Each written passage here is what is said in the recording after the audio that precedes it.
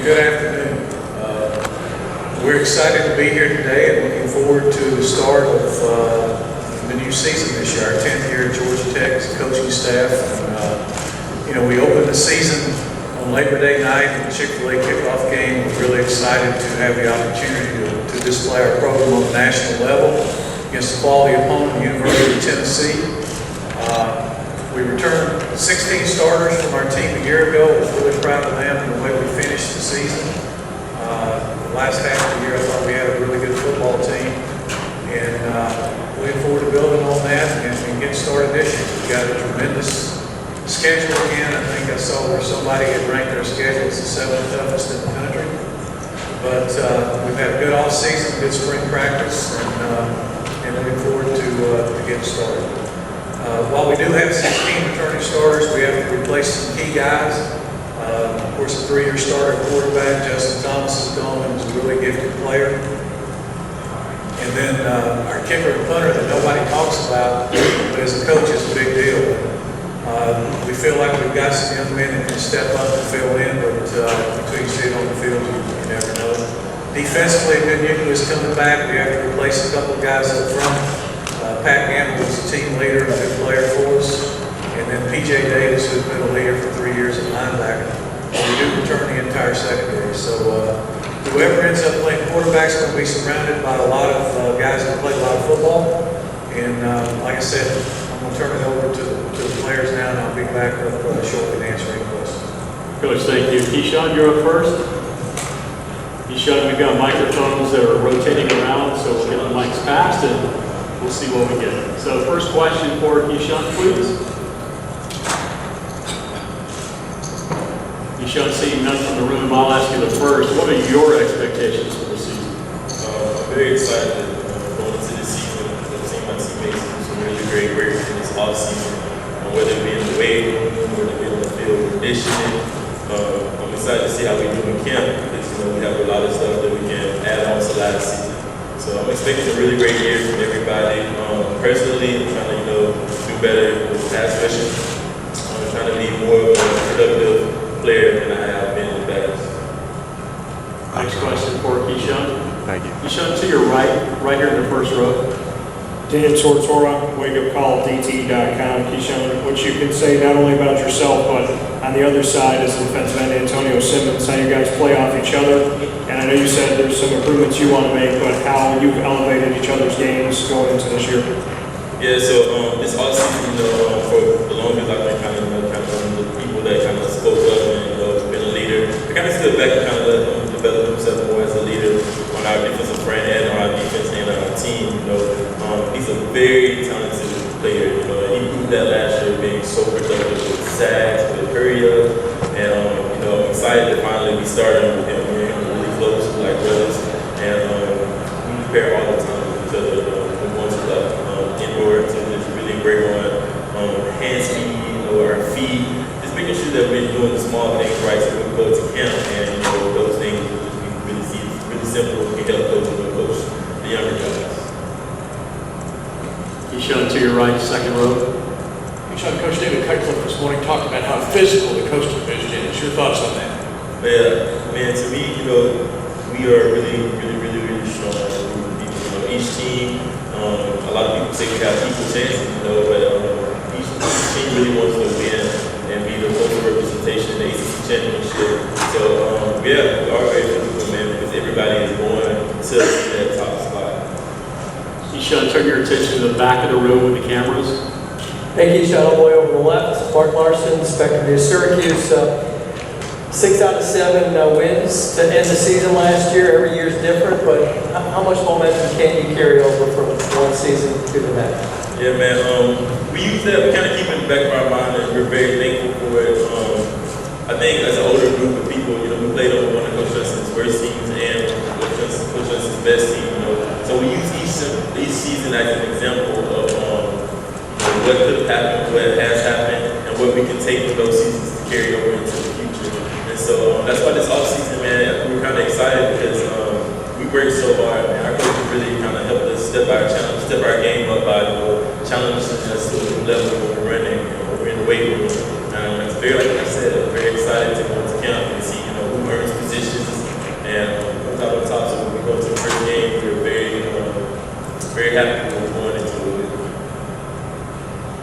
Keyshawn, I'll ask you the last question. You started, if my notes are correct, in every game of your college career. That translates to leadership.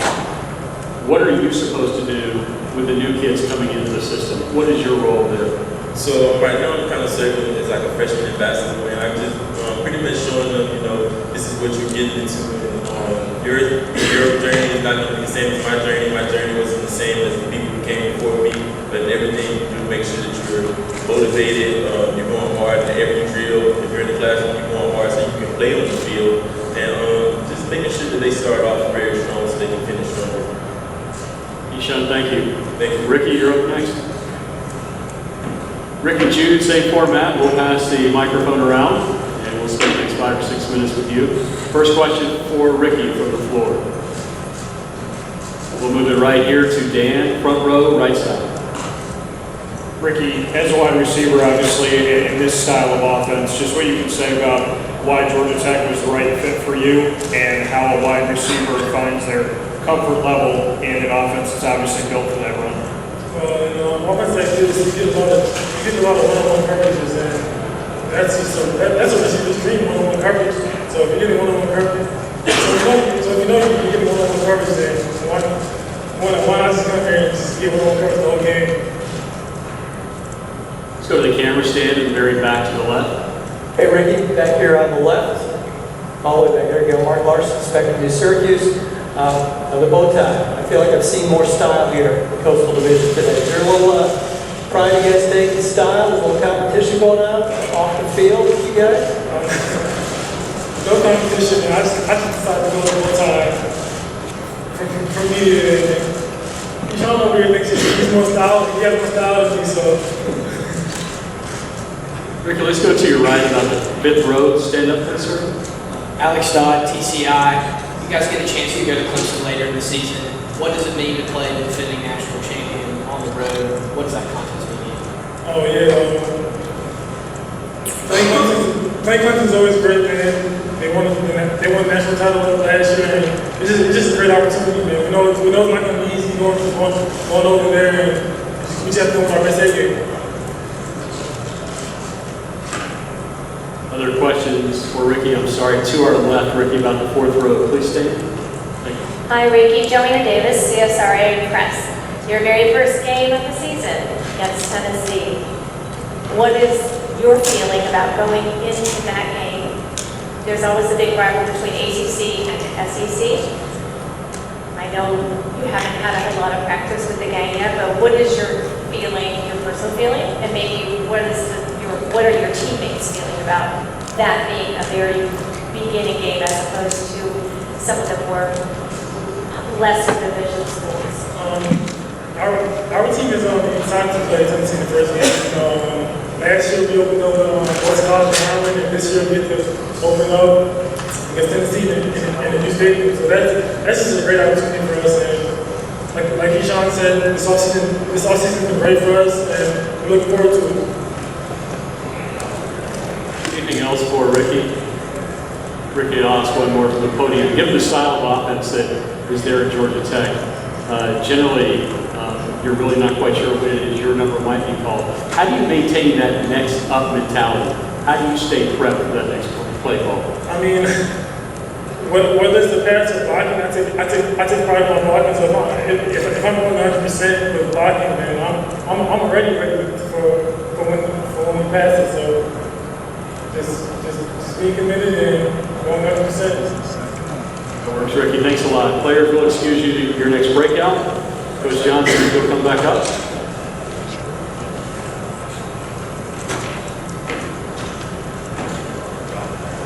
Questions for the head coach? We'll start right here to our right, coach with Bob Holliday, second row. Okay. But you talked about having to replace Justin Thomas. You're not alone. 5 of your fellow coaches, 4 of your fellow coaches in the post have to replace quarterbacks as well. You've been through this process before. What do you look for in managing the process of bringing in somebody new? What's important to you in getting the new guys right? Well, if we've been doing our job as a coaching staff, we've got guys there in the program that are ready to play. And I think a year ago, Matthew Jordan had to go up to Blacksburg, which is a really tough place to play and start the game. And we were fortunate that he won the game there. I think that gave him some confidence and gave our guys some confidence in him. Then this spring, he had an injury and missed most of the spring, so it gave some of our young guys, Quan Marshall, a chance, and Jay Jones and Luke Johnson, who were both redshirt freshmen, who may actually be the most talented kids we've had at Georgia Tech since I've been there. So I feel good about that position. You know, it's Matthew's job to lose, but I think we've got 4 guys at that position that I can call a game for right now. And they're going to have the luxury of being surrounded. It's very similar to 3 years ago when Justin was first starting, and he was surrounded by a bunch of guys that had experience and had played a lot of football. And for us, 4 of the 5 offensive linemen are back, all the running backs and the leading receivers. So he's going to be surrounded, whoever it is, by a group of guys that have played a lot. And, you know, that season worked out pretty good. We ended up in the Orange Bowl beating Mississippi State. So maybe hopefully we'll have another year like that. Coach Cameron, stand back left. Hey, Coach, Mark Larson, Spectrum News, Syracuse, all the way back on the left. Okay. So you just talked about replacing your quarterback, but I'm guessing you might be a little more concerned about replacing 2 kickers with 97 starts between them. No question. You know, very few people have asked about that. And more than likely, both our kicker and our punter will be freshmen. And we think we've recruited guys that can step up and do that, but until they do it in a game, you never really know. So, you know, the key to that is let's not punt much, and hopefully we won't have to kick many field goals. Coach, to your right, the first row here with Dan. Coach, you spoke on a decade at Georgia Tech. Just what you can say you've seen develop, not only with your program, but with this conference, as it's grown and changed divisions and teams coming in and whatnot with Syracuse and Louisville and so forth. How you've seen the last 10 years of the ACC really become what they are today? Well, I don't think there's any question that the league is much better today than it was the day that I came into the league 10 years ago. I think that several of the programs have made a huge commitment, you know, both financially and through other levels of support to try to get to the top level. And they've achieved it. And if you look, I don't care what metric you would want to measure it by, whether it's head-to-head against other Power 5, 2 of the last 4 national championships, the bowl record, the record against the SEC, I mean, whatever you want to measure it by, I think you can make a pretty good case that right now the ACC is probably the premier league in the country, or has been for the last couple of years anyway. So it's drastically better, and I think it's forced the other programs to kind of come along. And I was joking with somebody earlier, I said when I first came into the league, I'd go into the spring meetings or I'd go to one of these things, and you look around the room to the coaches, and I think, okay, that's one we can win, that's one we can win. Now they're probably looking at me. So there are no easy games. The other thing that's kind of transitioned, you know, I think the divisions, when I first came into the league 10 years ago, it's kind of flipped a little bit on the national level. Coastal had the higher ranked teams, and they were the teams, and now for the last couple of years, it's been the Atlantic. But I think there's good balance in the league. If you look with the 2 divisions, head to head, I think it's probably pretty close. The one loss, in fact, Coastal may have a little bit of advantage. And I think there's good teams all up and down through the league. Coach, to your left, standing up.